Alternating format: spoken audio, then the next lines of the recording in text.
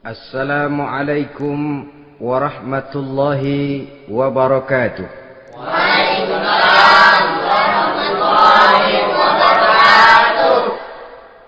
Bismillahi walhamdulillah. Wassalatu wassalamu ala sayyidina Rasulillah wa ala alihi wa sahbihi wa mawalah. La hawla wa la quwwata illa billah, amma ba'du. Saudara-saudara kaum muslimin yang berbahagia, di dalam kehidupan ini kita senantiasa mengambil iktibar, contoh dan teladan dari orang-orang sebelum kita. Itu sebabnya kepada baginda Nabi kita Muhammad sallallahu alaihi wasallam Allah Subhanahu wa taala menjelaskan cerita para nabi sebelum beliau dalam ayat "Tsumma naqussu 'alaika min amba'ir rusuli ma nusabbitu bihi fu'adak." Demikianlah kami ceritakan kepadamu wahai Muhammad sebagian dari kisah para rasul-rasul sebelum kamu yang dengan itu akan memperkuat hatimu, meneguhkan keyakinanmu dan memantapkan pendirianmu. Inilah manfaatnya belajar dari sejarah. Jadi jangankan kita, baginda Nabi sendiri pun oleh Allah Subhanahu wa taala diceritakan sejarah para nabi sebelum beliau yang dimusuhi oleh umatnya, yang dicaci maki oleh kaumnya, yang terusir dari kampung halamannya, bahkan sampai ada yang terbunuh oleh umatnya. Itu seluruhnya merupakan iktibar manusabbitu bihi fuadak, untuk memantapkan langkahmu, meneguhkan keyakinanmu dan menguatkan pendirianmu menghadapi perjuangan ini. Sehubungan dengan itu, pada pertemuan kali ini Al-Fakir ingin menyampaikan satu cuplikan kecil dari kehidupan seorang sahabat utama baginda Nabi, yaitu Sayyidina Umar ibn al-Khattab radhiyallahu anhu. Beliau adalah Umar bin Khattab bin Nufail bin Abdul Uzza dari suku Quraisy golongan Bani Adi. Perawakannya tinggi, kekar dan gagah, melambangkan sifatnya yang pemberani, tegas, dan tidak pernah kenal takut kepada siapapun. Sebelum mendapat hidayah, Umar bin Khattab termasuk orang yang berdiri di barisan orang-orang yang memusuhi umat Islam. Ia terperangkap dalam tradisi jahiliyah, di mana gemar berperang dan bermabuk-mabukan juga merupakan hal-hal yang pernah dilaksanakan dalam kehidupannya sebelum beliau masuk ke dalam agama Islam. Oleh karena itu, dalam kehidupan beragama, hidayah merupakan sesuatu yang penting. Bagaimanapun banyaknya dosa dan kesalahan yang telah dilakukan oleh seseorang, tidak seharusnya menyebabkan ia putus asa dari rahmah Allah. Sebaliknya, bagaimanapun banyak kebajikan dan kebaikan yang sudah dikerjakannya, tidak perlu membuat dia besar hati, puas, bangga, apalagi menjadi lalai karenanya. Sebab kita belum tahu akan bagaimana ujung perjalanan dari kehidupan kita ini. Saudara-saudara, kisahnya pun masuk Islam merupakan peristiwa yang menarik. Pada satu hari, dengan pedang terhunus, Umar bin Khattab menuju Darul Arqam, tempat di mana baginda Nabi biasa berkumpul dengan para sahabat. Melihat mukanya yang beringas, matanya yang nanar, orang sudah menyangka dan mengerti ini tentu akan terjadi pembunuhan. Dalam perjalanan menuju Darul Arqam, Umar bertemu dengan Nuaim bin Abdullah. Nuaim bertanya, "Ya Umar, mau kemana ente?" "Mau membunuh itu, si murtad itu," kata. "Si murtad yang mana?" Yang mana lagi? Itu yang memecah belah kita, yang menghina berhala-berhala kita, yang menjelek-jelekkan nenek moyang dan keturunan kita. Siapa lagi kalau bukan Muhammad? Kata Nuaim Umar, enggak salah. Tidak salah lagi. Salah Umar. Salah kenapa? Apa kamu enggak malu? Kamu mau pergi membunuh Muhammad, sementara adikmu sendiri Fatimah, dia sudah termasuk salah seorang pengikut Muhammad. Mendengar ini, muka yang memang tadinya sudah marah dan merah, tambah jadi kelabu. Bukan main mangkelnya Umar bin Khattab. Orang lain dia musuhi, orang lain dia kejar-kejar. Ini malah adiknya sendiri menjadi pengikut dari baginda Nabi.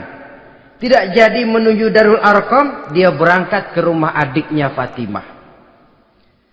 Adapun di rumah Fatimah sedang berkumpul Fatimah, suaminya Sa'id bin Zaid, dan seorang sahabat Habbab ibnul Arad. Mereka sedang membaca Quran. Waktu itu Quran belum lagi dijilid macam sekarang, jadi masih merupakan suhuf atau lembaran-lembaran tercecer saja. Ketuk pintu. Ya tentu tidak assalamualaikum karena dia belum Islam. Tok, tok, tok. Siapa di luar? Umar. Mendengar suaranya saja, ini sahabat yang namanya Habbab ibnul Arad sudah lari ke belakang pintu. Sambil komat kamit baca doa mohon diselamatkan oleh Allah. Adapun Fatimah yang sedang memegang suhuf, lembaran tulisan Quran itu, menyembunyikan suhuf itu di belakang bajunya. Umar masuk. Fatimah, saya bang. Apa benar berita yang saya dengar? Berita apa itu bang? Bahwa kau sudah masuk Islam. Bang, andai kata Muhammad memang benar, bagaimana? Sudahlah, jangan belit-belit. Jawab saja, kau masuk Islam benar atau tidak? Ya. Saudara hadirin, begitu dikatakan iya, tangannya langsung melayang, menampar muka adiknya ini, sehingga mengalir darah dari hidungnya. Suaminya Sa'id bin Zaid yang mencoba melindungi istrinya, dipegang lehernya, dibanting, luki dadanya.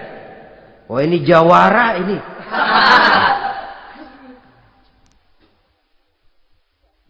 Namun pada saat sedemikian, suara kebenaran terpantul dari mulut Fatimah, adik dari Umar bin Khattab ini. Umar, apakah engkau memukul orang yang bersaksi bahwa tidak ada Tuhan melainkan Allah dan Muhammad Rasulullah? Apakah engkau menganiaya seseorang yang terpanggil untuk mengikuti kebenaran? Manusia macam apa engkau, Umar? Saudara, memang dia orang keras, tapi hatinya mudah menerima kebenaran. Sehingga mendengar kalimat adiknya ini tercenung dia sejenak, melongo, bengong kata anak sekarang.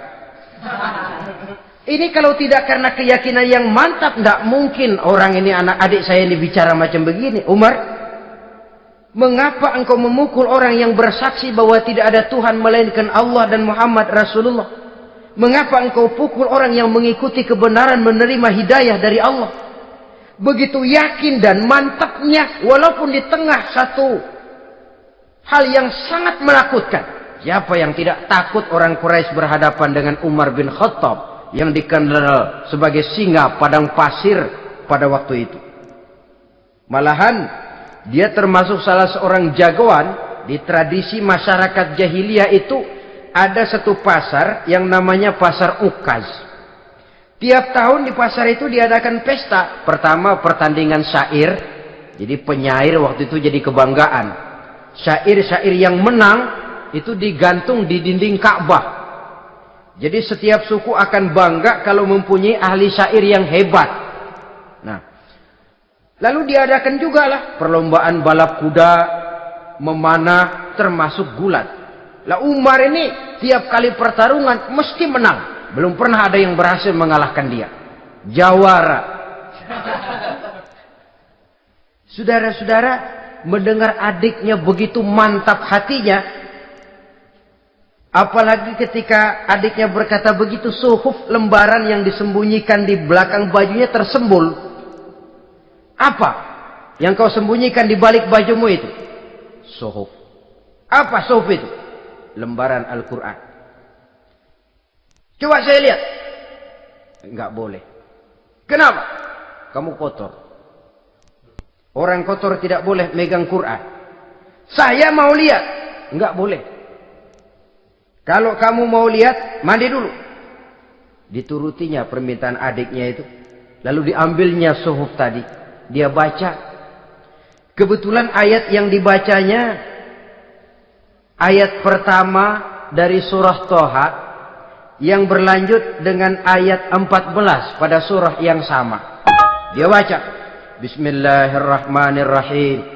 Toha. Ma anzalna ilaikal Qur'ana litashqa illa tazkiratan liman yakhsha. Toha, tidaklah aku turunkan Al-Quran ini untuk bikin sukar manusia, melainkan merupakan pengingat bagi orang-orang yang takut kepada Allah. Lalu pada ayat ke-14, Innani anallahu la ilaha illa ana fa'budni. Sesungguhnya akulah Allah, tidak ada Tuhan melainkan aku, maka hendaknya hanya kepadakulah kamu menyembah. Wa aqimis sholata li dzikri, dirikanlah salat untuk mengingat aku. Inna sa'ata atiyatun akadu ukhfiha litujza kullu nafsin ma tas'a. Sesungguhnya kiamat itu pasti akan datang, yang sengaja waktunya kami tidak beritahukan kepada kamu semua, untuk kami balas segala setiap orang tentang apa saja yang telah mereka lakukan dalam kehidupan di dunia ini. Setelah membaca ayat ini, gemetar tangannya. Ah, ini sih nggak main-main ini. Ini belum pernah saya baca ajaran semacam ini. Tidak patut orang yang mempunyai kitab suci semacam ini dimusuhi. Ini sesuatu yang benar, tergetar jiwanya. Hei, Fatimah, Muhammad di mana Muhammad? Saya tidak akan memberitahu kepada kamu. Di mana? Saya tidak akan memberitahu. Lebih baik kau bunuh saya kalau memang maksudmu mau mencelakakan Muhammad. Sama sekali saya tidak akan mencelakakan dia, Fatimah. Kasih tahu saja, di mana dia? Darul Arqam. Bergegas dia menuju Darul Arqam. Di dalam Nabi memang sedang kumpul dengan para sahabat. Termasuk ada Sayyidina Hamzah yang juga terkenal jawara juga. Ketuk pintu. Ketuk pintu. Siapa di luar? Umar. Di dalam ini geger sebagian sahabat. Umar datang ini pasti bencana. Umar datang, wah, kalau istilah kampung, kerok dan urusan.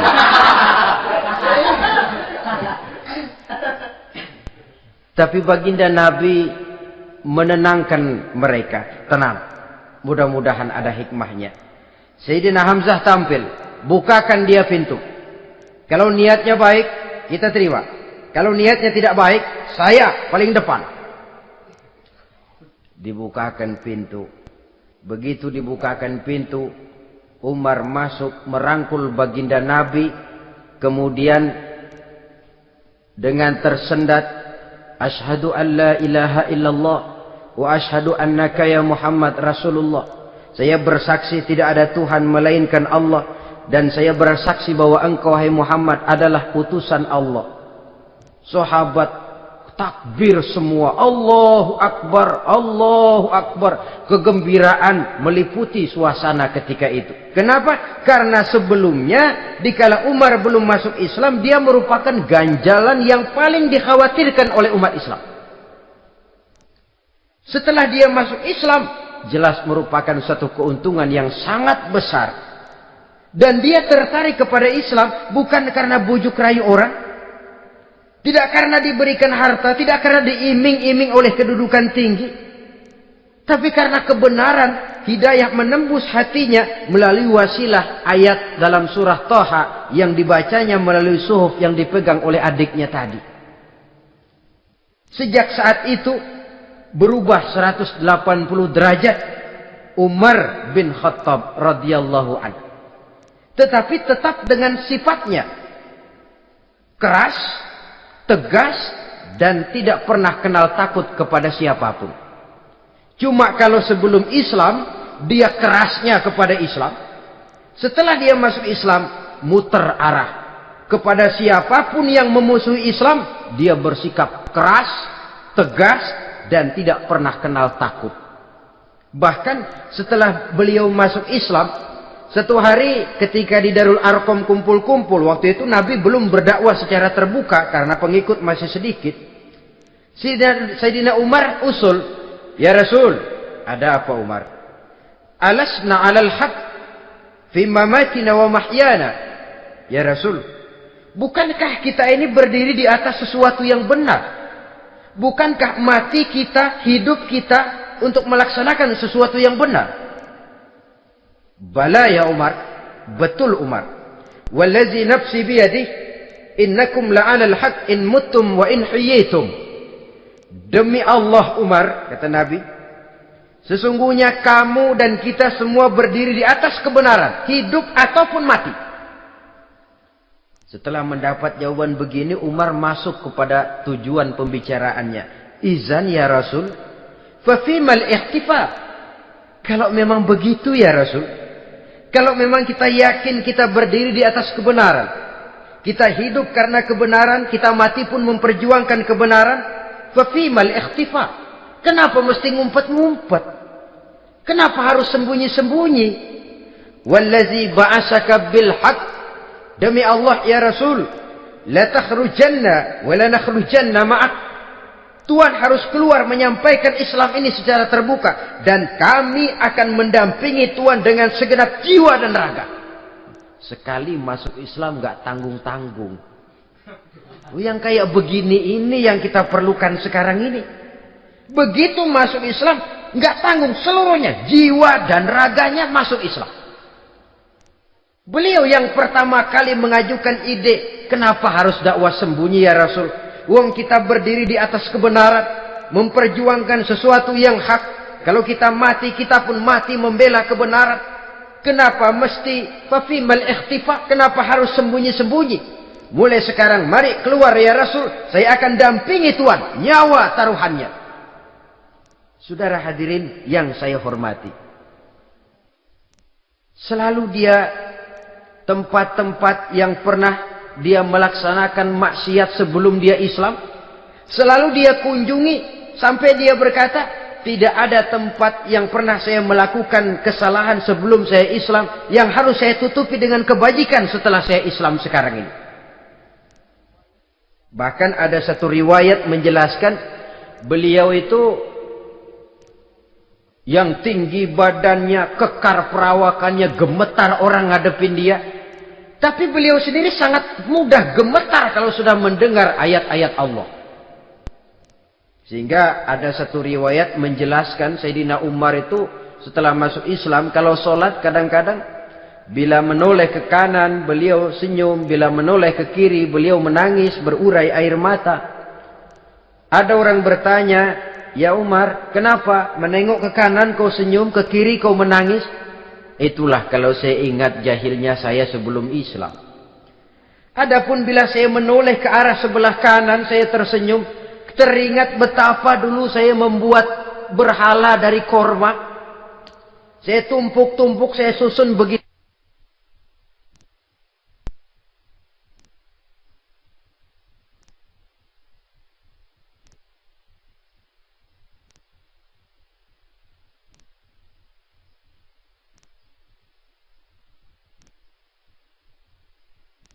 Itu rupa. Setelah saya sembah, saya makan itu korma. Gagah betul saya waktu itu, sampai Tuhan pun saya makan. Adapun kalau saya menoleh ke kiri, teringat putri kesayangan saya yang terbawa oleh tradisi jahiliyah, takut menanggung aib, merasa malu mempunyai anak perempuan sampai dia terkubur hidup-hidup. Berurai air mata saya mengingat semua itu. Padahal Nabi sudah memberikan jaminan.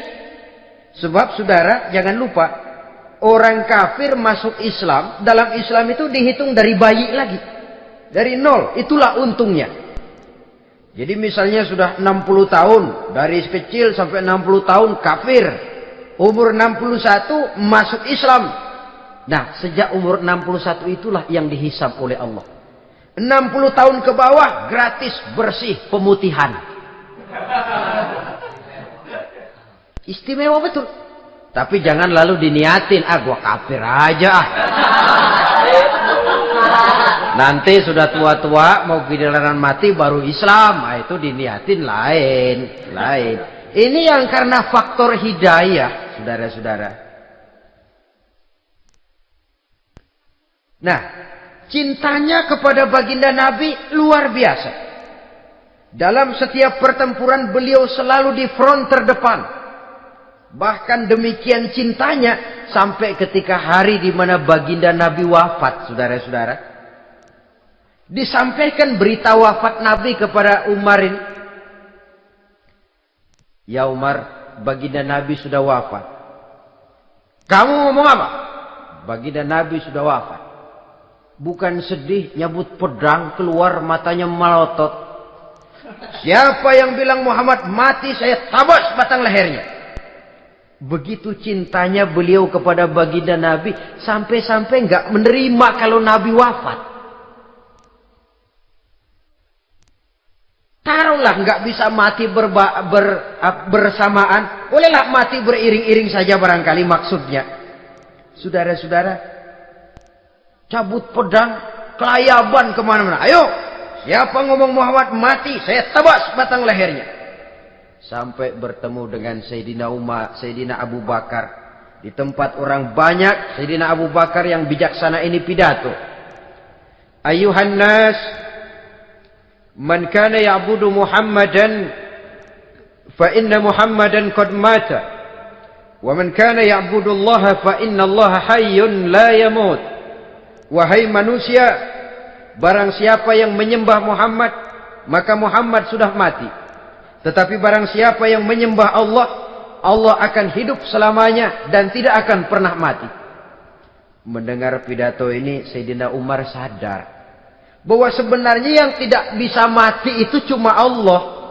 Bagaimanapun agungnya baginda Nabi, besarnya baginda Nabi, tinggi akhlak budi pekertinya Nabi, cintanya beliau kepada Nabi, toh Nabi manusia. Dan manusia harus mati. Kemudian dibacakan surah Ali Imran ayat 144. Wa ma Muhammadun illa rasul qad khalat min qablihi rusul afa in mata aw qutilan qalabtum ala aqabikum. Muhammad tidak lain daripada manusia, telah datang kepadanya rasul. Apakah jika ia mati engkau kembali menjadi murtad atau mundur ke belakang? Mendengar ayat ini dibacakan, Sayyidina Umar sadar, berurai air matanya, menangis dalam kesedihannya. Ini cintanya yang demikian tinggi kepada baginda Rasulullah sallallahu alaihi wasallam. Begitulah seluruh kesalahan yang dia lakukan pada saat sebelum dia masuk Islam, berusaha dia tutupi dan dia tebus dengan segala kebaikan, pengabdian, perbuatan soleh setelah dia masuk Islam. Sehingga diajarkan oleh baginda Nabi, ittaqillaha haitsu ma kunta wa atbi'i sayyi'atal hasanata tamhuha wa khaliqin nasa bi khuluqin hasanin. Bertakwalah kamu kepada Allah, kata Nabi, dimanapun saja kamu berada. Jadi takwa tidak kenal tempat. Dimanapun saja kamu berada, bertakwalah kepada Allah. Di rumah takwa, di pasar takwa, di kantor takwa, di tengah orang banyak takwa, pada waktu sendirian takwa. Ittaqillaha haitsu ma kunta. Bertakwalah kau kepada Allah dimanapun saja kamu berada. Jangan takwa pakai tempat. Di masjid takwa, di kantor nyolong. Itu tidak haitsu makunta. Yang diajarkan oleh Nabi, dimanapun kamu berada, bertakwalah kepada Allah. Wa atbi'i sayyi'atal hasanah tamhuha. Dan iringi perbuatanmu yang salah dengan kebaikan. Jadi kalau satu saat terselip kita berbuat salah, cepat iringi dengan kebaikan. Tamhuha, dengan harapan kebaikan yang kita kerjakan akan menutupi dosa yang terselip kita lakukan. Ngomongin orang, astagfirullahaladzim. Banyak istighfar. Istighfarnya mudah-mudahan bisa nutupin dosa karena ngomongin orang. Tapi jangan lalu tambah sulap. Ngomongin orang istighfar. Terus ngomongin lagi istighfar lagi.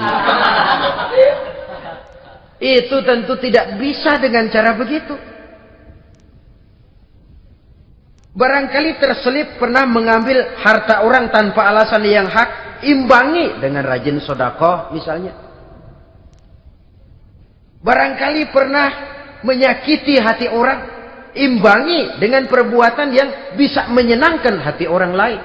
Itu namanya mengiringi perbuatan yang bersifat salah dengan kebajikan. Ini yang dilakukan oleh Sayyidina Umar. Setiap pelosok hampir dia datangi. Tempat-tempat di mana dia pernah melakukan kesalahan sebelum Islam, di sana dia tegakkan kebajikan dan kebaikan. Kegagahannya, keperkasaannya, keberaniannya sepenuhnya bulat-bulat sudah diwakafkan untuk kepentingan Islam. Saudara hadirin yang saya hormati, diperlukan orang-orang yang punya keberanian macam Sayyidina Umar. Berani karena panggilan hidayah, bukan berani babi.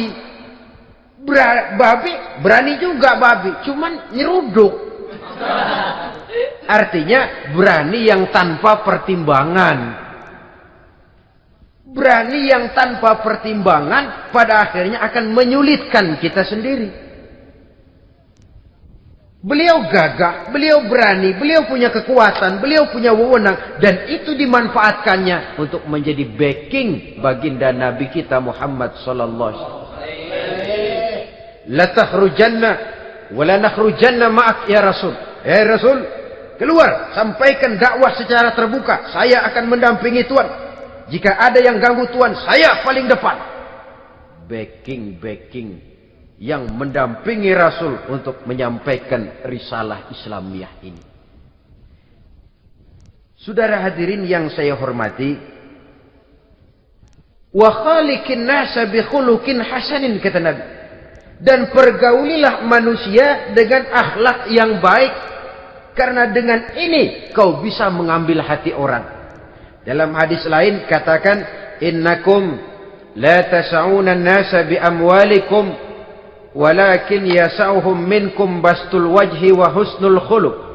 Kamu tidak akan bisa menyenangkan orang banyak dengan hartamu, tapi kamu bisa ambil hati mereka dengan budi pekerti yang luhur dan muka yang manis. Dengan harta belum tentu kita bisa menyenangkan semua orang. Tapi budi pekerti yang luhur, muka yang manis, itu yang akan bisa membuat kau menyenangkan orang banyak.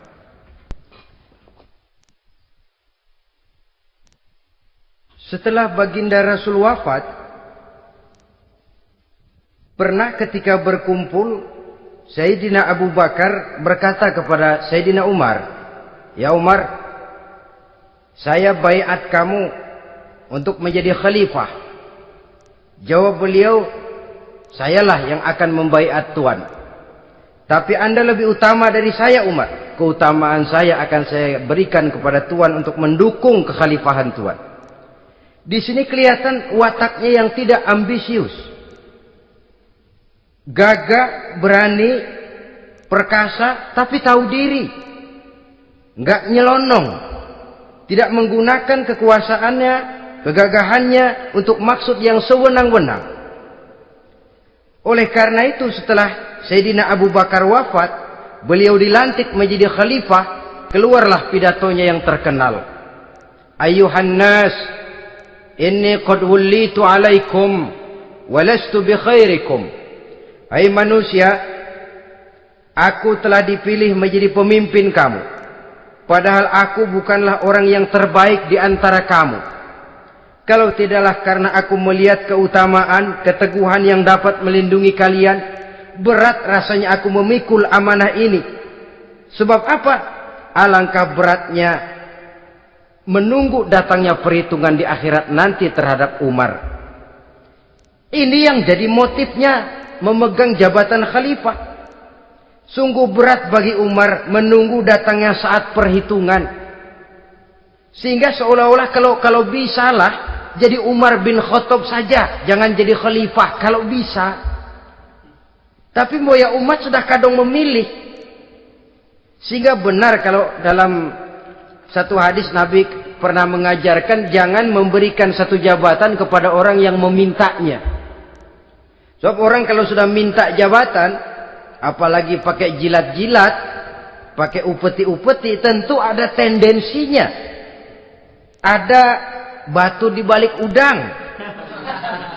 Kalau udang di balik batu kan mungkin nggak kelihatan, tapi kalau batu di balik udang kelihatan betul itu. Ada maunya, ambisinya. Jangan memberikan satu jabatan kepada orang yang memintanya. Seakan di batinnya Sayyidina Umar menyesali. Kenapa Umar nggak jadi Umar saja, kok mau jadi khalifah gitu. Alangkah berat perhitungan buat saya di akhirat nanti.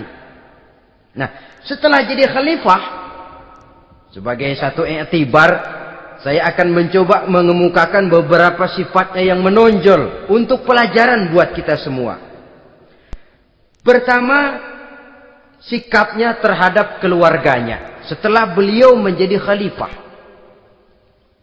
Kedudukan sebagai keluarga Umar bin Khattab bukan merupakan kedudukan istimewa. Itu ditanamkan betul kepada keluarganya.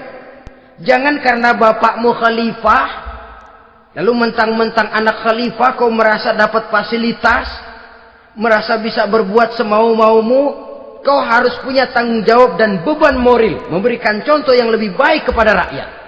Ini yang ditekankan kepada keluarganya. Kalau beliau mau mengeluarkan undang-undang, undang-undang itu lebih dahulu dibicarakan di tengah keluarganya, kumpul anak-anaknya. Ini akan ada undang-undang begini. Siapa di antara kalian mau mentaati, persilakan. Yang tidak pun persilakan. Tapi saya ingatkan, kalau ada dari keluarga Umar yang melanggar peraturan yang saya keluarkan ini, saya akan menghukumnya 2 kali lipat karena dia keluarga saya. Menghukumnya 2 kali lipat karena dia keluarga saya. Jadi bukan mentang-mentang anak babe lalu kebal hukum. Tidak. Siapa yang di antara kalian melanggar peraturan ini, akan aku kenakan hukuman 2 kali lipat karena dia keluargaku. Nah, saudara hadirin yang saya hormati, lalu berwibawa, dijaga betul keluarganya. Suatu hari beliau datang ke rumah putranya Abdullah bin Umar. Ketika masuk dilihatnya Abdullah bin Umar sedang makan daging. Makan daging. Merah muka Umar. Mentang-mentang anak khalifah ya. Mentang-mentang anak Amirul Mukminin ya, kamu makan daging. Lihat tuh rakyat kita masih banyak yang kelaparan, makan daging, makan roti keras. Padahal itu halal. Sesuatu yang diperoleh dengan usahanya sendiri. Tetapi begitu hati-hatinya Umar untuk menjaga pandangan orang. Keluarga khalifah merupakan beban moral sebab akan dijadikan contoh oleh rakyatnya. Mentang-mentang anak khalifah ya, makan daging. Lihat tuh rakyat, roti keras digarotin. Lain saat beliau pergi ke satu pasar. Di situ dilihat ada sapi gemuk-gemuk. Tempat lain sapinya kurus-kurus. Tanya, ini yang gemuk-gemuk sapi siapa? Sapi Abdullah bin Umar. Sapi anaknya. Panggil Abdullah bin Umar, suruh sini. Datang anaknya. Abdullah bin Umar, bagaimana ceritanya sampai ini? Begini, Bapak. Dahulu itu dengan uang saya beli sapi kurus-kurus. Lalu saya rawat. Saya berikan upah orang untuk merawat sapi-sapi itu. Sampai sekarang dia menjadi gemuk. Akan saya jual dan keuntungannya tentu sesuatu yang halal. Subhanallah, kata Umar. Kau ini anak Amirul Mukminin. Jual sapimu. Ambil modalnya, untungnya, masukkan Baitul Mal untuk urus kepentingan orang Islam. Dia nggak mau anaknya terlibat bisnis, ndompleng kekuasaan ayahnya. Karena mentang-mentang anak khalifah lalu segala macam bisnis lancar. Orang takut karena apa? Anak babe. Ada lagi. Pada waktu pembagian harta ghanimah, putri beliau yang namanya Hafsah, ini adalah istri baginda Nabi, meminta bagian. Kaum kerabat ayah, ini kerabat khalifah, kitalah dulu kerabat. Kalau kau kerabatku, maka jatahmu nanti dari ayahmu. Harta ini masih lebih banyak dibutuhkan oleh orang-orang Islam. Nanti belakangan, kalau ada sisanya. Belakangan kalau ada sisanya. La haula wala quwata illa billah.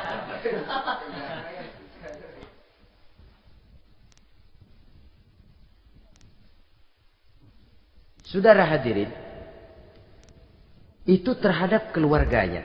Kemudian apa sifat-sifat yang menonjol dari kepemimpinannya? Pertama, kesederhanaannya. Beliaulah satu-satunya khalifah, Amirul Mukminin, setingkat presiden kalau sekarang, yang punya jubah cuma 2 dan 1 pun punya anaknya. Tambelan lagi. Pernah sholat Jumat terlambat. Beliau naik mimbar untuk khutbah, sebelumnya minta maaf dulu. Saudara-saudara, maaf saya terlambat nungguin baju kering. Seorang khalifah nungguin baju kering. Sederhana dalam kehidupannya. Mari kita ambil satu cerita lagi.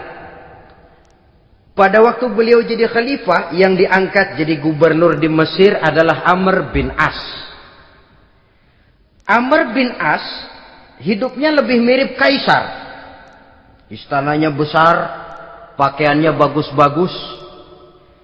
Nah, yang paling mengganggu pikiran Amr bin As, di sebelah istananya ini ada gubuk reot, kepunyaan orang Yahudi lagi. Ah, ini nggak pantas bener, masa di samping istana gubernur ada gubuk reot. Orang Yahudi lagi yang punya. Ini mesti, udah, bikin saja rencana, panggil dinas tata kota, bikin planning. Di sini mau dibangun masjid, proyek negara. Bikin gambarnya, susun anggarannya, tender. Saudara-saudara, si Yahudi yang punya gubuk reot dipanggil. Yahudi, ada apa, Pak? Kamu tahu nggak? Enggak. Iya, memang belum saya kasih tahu.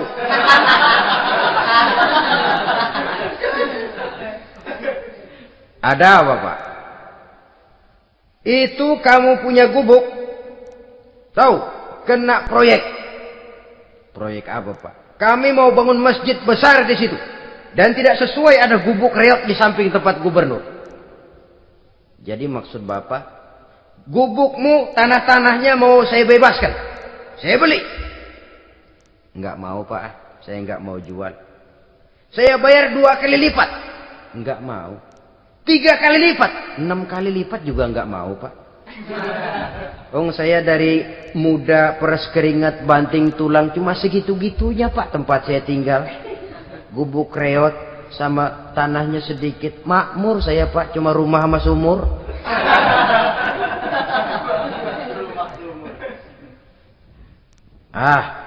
Ini Yahudi kelewatan juga. Akhirnya turun perintah, sudah, kalau dia nggak mau dibebaskan, gusur saja, tarik, ambil bulldozer. Digusur. Yahudi ini berurai air matanya. Aduh, begini jadi rakyat kecil, udah jatuh ketiban ember lagi. Tapi pikir-pikir Amr bin As kan bukan yang paling atas. Dia kan cuma pejabat, masih ada atasannya lagi. Lapor lapor. Yahudi ini berangkat ke Madinah. Bayangkan dari Mesir ke Madinah. Jalan. Di sepanjang jalan dia berpikir membanding-banding. Kalau gubernurnya saja istananya begitu mewah, apalagi khalifahnya. Kalau gubernurnya galak main gusur, apalagi khalifahnya. Dan saya bukan orang Islam, apa dia lemin ngadu? Apa dapat tanggapan? Berangkat dia sambil harap-harap cemas. Sampai di pintu kota Madinah, dia temui orang lagi tidur di bawah pohon korma. Selamat siang, Pak. Ada apa? Pak. Apa? Mau lapor. Lapor apa? Bapak tahu Khalifah Umar bin Khattab? Tahu? Istananya di mana, Pak? Istananya di atas lumpur. Di atas lumpur. Di atas lumpur. Pengawalnya banyak, Pak. Banyak. Siapa, Pak? Yatim piatu, janda-janda tua, orang-orang miskin, orang-orang lemah, itu pengawalnya. Pakaian kebesarannya apa sutra apa, Pak? Pakaian kebesarannya malu dan takwa. Saya nggak ngerti, Pak. Itulah Umar bin Khattab. Lalu orangnya sekarang di mana, Pak? Di depan ente. Rupanya yang dia tanya itulah orangnya. Gemeter Yahudi ini, keringat bercucuran. Coba, istananya di atas lumpur. Sebab beliau berprinsip, bagaimana saya bisa menghayati nasib rakyat kalau saya tidak merasakan apa yang mereka rasakan? Bagaimana saya nggak bisa tahu sakitnya lapar kalau saya belum pernah kelaparan? Itu prinsipnya. Istananya di atas lumpur. Para pengawalnya yatim piatu, janda-janda tua, orang-orang miskin, orang-orang lemah dan tidak mampu. Dan pakaian kebesarannya malu dan takwa. Kamu dari mana? Dari Mesir, Pak. Ada apa? Mau laporan gubernur Bapak di Mesir yang namanya Amr bin As. Kenapa? Main gusur aja, Pak. Ceritanya? Iya, dia mau bangun masjid. Kebetulan di areal itu saya punya tanah sama gubuk segitu-gitunya. Saya nggak mau dibeli, digusur, Pak. Saya mau mencari keadilan. Begini. Kamu lihat tempat sampah itu? Lihat. Di situ banyak tulang. Coba kamu ambil kemari satu. Tulang unta, bawa sini. Bingung Yahudi. Pak, saya kemari mau cari keadilan. Kalau tulang mah di Mesir juga banyak, Pak. Sudahlah, pokoknya kau ambil saja tulang itu. Dicoker-coker, dapat, dikasih. Tulang itu digaris lurus oleh Sidina Umar dengan ujung pedang. Red. Nah, nih, kau bawa kepada Amr bin As. Makin bingung itu Yahudi. Suruh bawa tulang cuman digaris. Nanti saya ngomong apa, Pak? Sudahlah, kasih saja. Pulang dia. Sampai di Mesir. Tuan Gubernur, ada apa? Saya baru menghadap khalifah. Kemudian beliau sampaikan ini, dikasih tulang. Amr bin As ngelihat tulang ada goresan lurus dengan ujung pedang, gemetar. Badannya keluar keringat dingin. Panggil kepala proyek. Proyek batal. Masjid nggak jadi didiriin. Itu gubuk Yahudi diriin lagi. Ini Yahudi makin bengong. Ini gubernur dapat tulang doang segitu takutnya.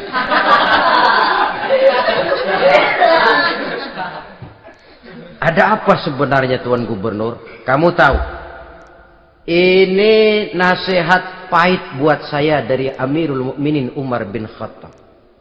Seolah-olah beliau bilang, "Hai Amr bin As, jangan mentang-mentang sedang berkuasa ya.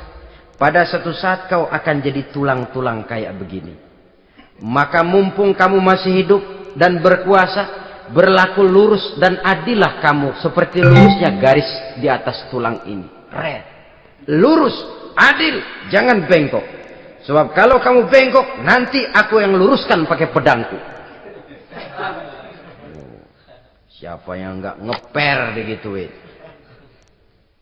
Sampai akhirnya apa? Kata si Yahudi, Pak, kalau begitu Islam adil ya. Adil. Kalau gitu biarin dah, Pak. Tanah saya. Mau kamu jual? Bukan saya jual, Pak, saya kasih aja dah. Campur gubuk-gubuknya, ambil aja dah.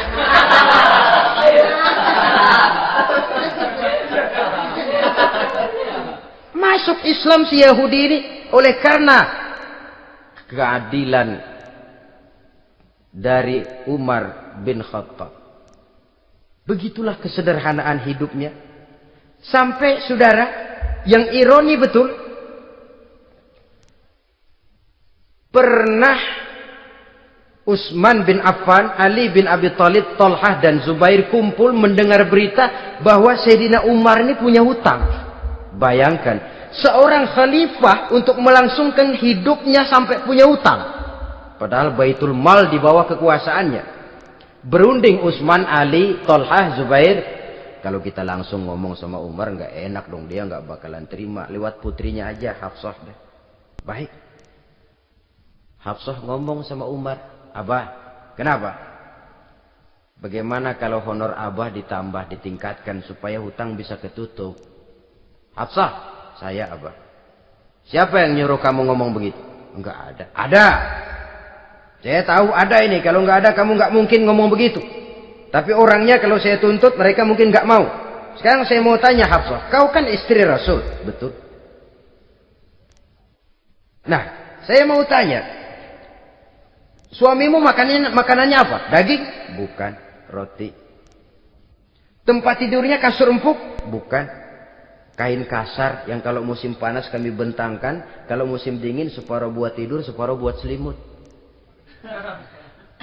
Pakaian yang dibelikan untukmu berapa banyaknya? Cuma 2. Nah, itu guru saya. Orang yang paling saya cintai, dan itu yang saya ikuti. Bahkan setelah beliau wafat, Sayyidina Umar ini, hutangnya ditanggungkan kepada anaknya Abdullah bin Umar, dan itu pun dilunasi dengan menjual rumahnya. Sehingga rumahnya itu disebut Darul Qadha, rumah bayar hutang. Begitu kesederhanaannya. Jadi nggak pakai aji mumpung jadi khalifah, lalu kayak ikan gurita, tangan yang mana aja megang. Itu kan mental monyet. Monyet itu kan begitu. Tangan megang kiri kanan, mulut ngawal, kaki megang, temennya dikasih masih ngerampas juga. Monyet rakus betul itu. Itu kesederhanaannya. Kenapa kesederhanaan ini timbul? Karena sikap zuhudnya. Zuhud itu tarkud dunia li ajlil akhirah. Orang yang mengambil dunia hanya yang diperlukan dengan lebih mengutamakan kehidupan akhirat. Watak zuhudnya yang sangat menonjol. Dialah pahlawan yang paling berani di medan perang. Dialah imam yang paling khusyuk di masjid. Dan tidak jarang kalau sholat sendiri, begitu membaca ayat yang menceritakan neraka, nangis berurai air matanya. Saudara hadirin ma'asyiral muslimin rahimakumullah.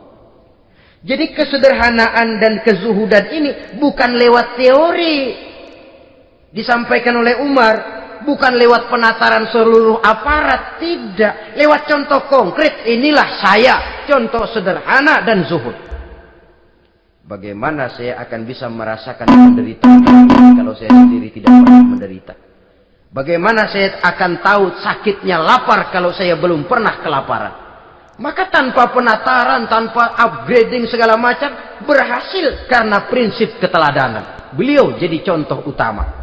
Dan sumber utamanya tentu tidak lain karena contoh dari baginda Nabi besar Muhammad sallallahu alaihi wasallam. 2, sederhana. Yang kedua, zuhud. Yang ketiga, sifat yang menonjol dari kekhalifahannya adalah adil. Kalau sudah bicara soal hukum, dia tidak pernah kenal kompromi. Adalah seorang pemuka Nasrani masuk Islam. Namanya Jabalah bin Aiham. Ketika dia bikin haji, kain ihramnya keinjak orang Arab yang hitam. Badui. Jengkel. Dia merasa bekas tokoh. Enak aja nih orang udah jelek nginjak lagi. Ditempeleng orang tadi. Orang ini lapor kepada Umar. Panggil Jabalah bin Aiham. Panggil. Kau ditampar? Betul Khalifah. Tampar dia. Tampar lagi. Dipukul orang itu. Di depan Sayyidina Umar. Jadi tidak karena kau ini bekas kepala suku, kau ini bekas orang terhormat, lalu ada kebijaksanaan yang tidak bijaksana. Kebijaksanaan yang akhirnya jadi tidak bijaksana. Dan itu memang sudah dimulai dengan memblokir keluarganya. Tidak satu keluarganya pun yang boleh mempunyai perasaan bahwa menjadi keluarga khalifah merupakan fasilitas dan keuntungan. Kau jangan makan di atas punggungku. Kau jangan menikmati fasilitas di atas keringatku. Dan tidak ada keinginan mewariskan jabatan khalifah kepada anak-anaknya. Pernah beliau musyawarah. Saya bingung. Kenapa khalifah? Gubernur Kufah ini sulit nyari orang. Diangkat yang lemah, rakyat ngeluh. Diangkat yang keras, rakyat juga ngeluh. Ada calon khalifah. Kalau ini mah nggak salah lagi nih buat gubernur Kufah. Siapa? Abdullah bin Umar. Anak beliau sendiri. Melotot matanya. Jangan macam-macam kau. Cukup satu orang Umar memegang jabatan ini.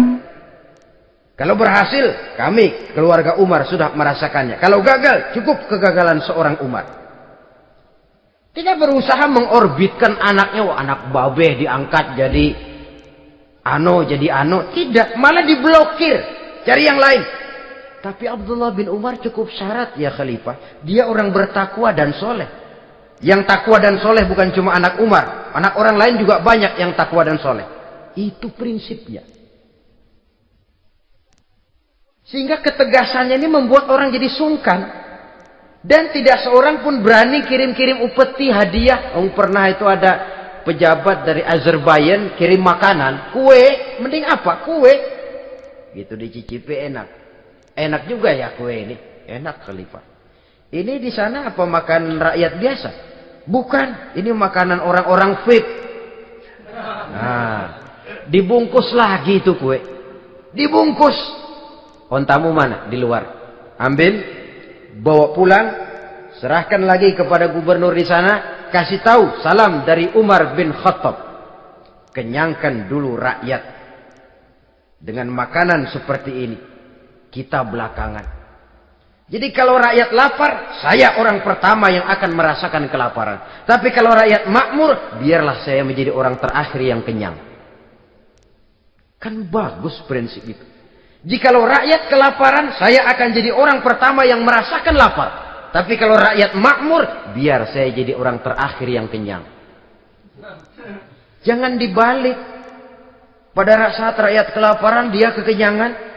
Dan selanjutnya, sikap keadilannya ini, saudara-saudara, menyebabkan hukum lalu jadi berwibawa.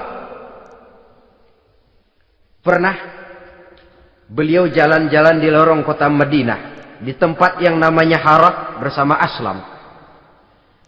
Ada ibu-ibu, anaknya nangis. Lapar ma. Sabar, dikit lagi matang katanya. Emang tuh ibu lagi ngerebus. Bunyi, air ngegulak. Luguk. Umar lihati dari jauh. Belum juga matang. Nih anak dari nangis, lapar, sampai capek nangis, sampai tidur. Anak tidur, Umar samperin. Bu,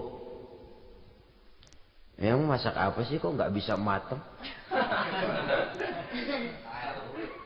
Saya nggak masak apa-apa tuan. Itu pating kerubuk apa? Ketika dibuka ya cuma air saja. Subhanallah, ibu sudah ngebohongi anak ibu sendiri. Habis harus bagaimana tuan? Saya sudah nggak punya makanan untuk dimasak. Sementara perut nggak kenal kompromi. Jalan satu-satunya, ya terpaksa anak saya bohongi. Saya bilang sebentar lagi matang sampai dia tidur sekarang ini. Memangnya Khalifah Umar gimana sih ngurusi rakyat? Subhanallah, dia orang zalim. Dia yang memegang urusan kami, tapi dia nggak tahu nasib saya. Anak kelaparan, keluarga terlantar. Oh begitu. Iya. Zalim betul Umar bin Khattab itu. Kalau begitu ibu tunggu sebentar.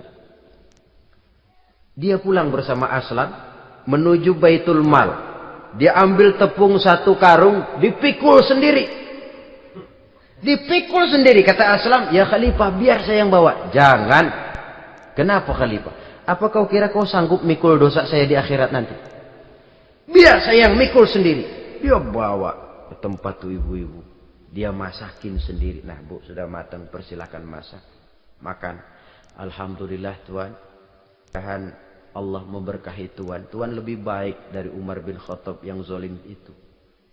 Memang sebenarnya Tuhan siapa, kata tuh ibu? Saya. Iya. Saya ya Umar bin Khattab yang ibu bilang zalim itu. Gemetar si ibu. Gemetar si ibu. Tapi memang peka dan menghargai kritik orang. Tidak membungkam setiap orang yang nadanya sumbang atau berbeda. Kadang beliau berkata, saya khawatir karena orang terlalu segan dengan saya lalu nggak ada yang berani negur kalau saya salah. Kan begitu biasanya. Karena sudah terlalu segan lalu semuanya orang mau diaminin saja. Asal dibilang nggak benar marah, jengkel. Lalu disingkirin, maunya diiyain, inggih kula nuwun. Oke bos. Beliau bilang saya khawatir kalau tidak ada orang yang mau menegur kesalahan saya jika saya terlanjur nanti. Tahu-tahu muncul orang. Demi Allah, saya akan menegur Tuhan dengan pedang saya ini. Cerah mukanya, senyum bibirnya. Alhamdulillah, anak muda, saya memerlukan orang macam kau. Yang berani berkata ya terhadap yang benar dan tidak terhadap yang tidak benar, apa dan bagaimanapun resikonya. Di sini kelihatan sikap beliau menghadapi orang yang berbeda pendapat. Keadilan, keberanian dan ketegasan, cepat menerima kebenaran, merupakan serentetan dari sifat-sifat utama beliau sejak masuk Islam sampai menjadi khalifah yang kedua. Bahkan dengan jasa beliau, Islam kemudian tersebar, menembus dinding Jazirah Arabia, memasuki Bizantium dan Persia, sehingga beliau juga dikenal sebagai periode Al-Futuhat Al-Islamiyah. Nah, saudara-saudara, inilah cuplikan kecil dari kehidupan seorang agung dan besar yang memang sangat terbatas kata-kata untuk melukiskan kebesaran itu. Namun yang secuplik ini mudah-mudahan menjadi sumbangan moral dalam rangka kita memperbaiki diri menuju kehidupan yang lebih baik. Terima kasih banyak atas segala perhatian. Mohon maaf atas segala kekurangan. Usikum wa nafsi bitaqwallah. Wassalamualaikum warahmatullahi wabarakatuh. Waalaikumsalam.